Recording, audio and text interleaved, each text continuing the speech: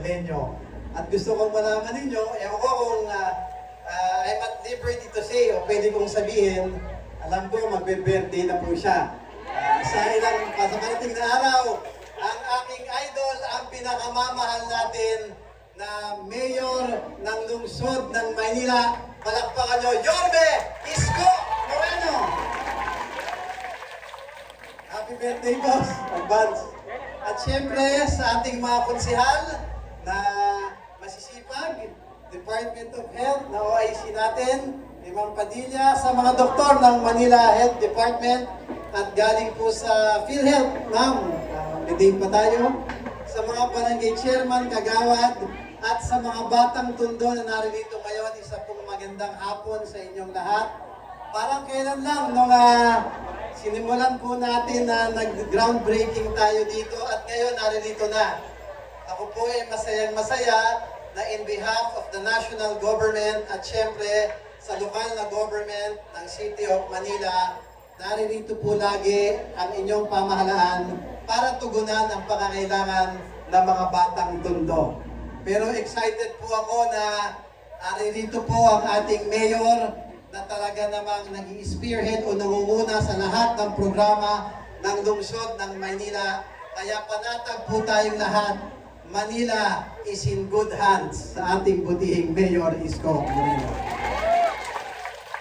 Kaya isa pong malaking karangalan na ipakilala sa inyo ang nag-iisa, ang pinakamagaling na mayor ng lungsod ng Maynila. Palakpakan po natin, wala nang iba, kundi si Yorme Isko Moreno Dumagoso.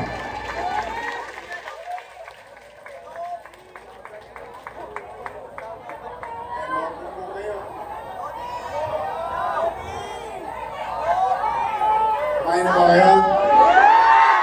Nagdalala, lilipas din yan. Saan ba binibigyan ko lang dito?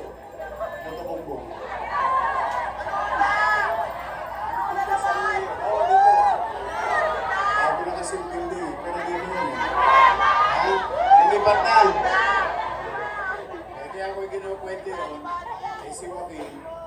Kasi yan, pagka anong araw, lalo na kayo rito sa Herbosa, hanggang doon sa Tinapahan, sa looban. Eh, pag madaling araw, paikot-ikot ako sa patay dito. Eh, si Joaquin, ang mahilig yan magpauwi ng lechong kawali sa Ugbog. Noong bata yan. At saka yung puto-bumbong. Eh, dito ko dinidisgrasya yun eh.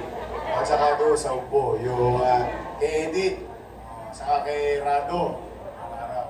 Then again, ginugutom ko lang kayo. Kaya naman, may bingo na naman eh. Sa aking mga minamahal na lolo at lola, I love you. Eh, marami pang utang sa inyo ang Maynila. Hello! Steady lang kayo sa Gedli. Basta, ito naman, eh natutuwa ko. Eh, pwede makisuyo. Huwag kayo konti. Marami magagandang nurse doon eh. Huwag kayo konti. Eh, bayad din yan. Sa ating mga batang Maynila, sa ating mga nanay-tatay ko, sa ating mga BHW, barangay nutritionists, at doctor and nurses, our frontliners in medical care or health care, our partner, PhilHealth. Tabong-tabo tayo sa PhilHealth ngayon.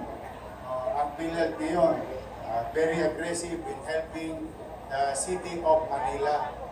Kasi alam nila talagang wala tayo kapera-pera. And I'm really grateful na ang PhilHealth ay lagi nakatutok sa atin para ma-maximize natin ang resources ng national government. Para naman, pag yagpan ng PhilHealth, tosgas naman ng City of Manila.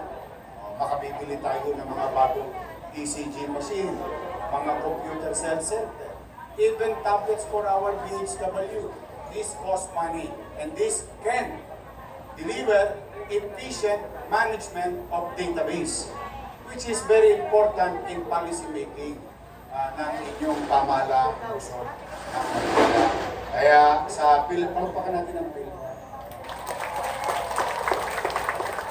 Ang DOH, niyo po, mga nanay tatay ko, mga batang Maynila. Ito po, itatangos niyo ng ilong. Tayo na, and I can honestly say this, I think the largest, the biggest health provider as local government unit in the entire country.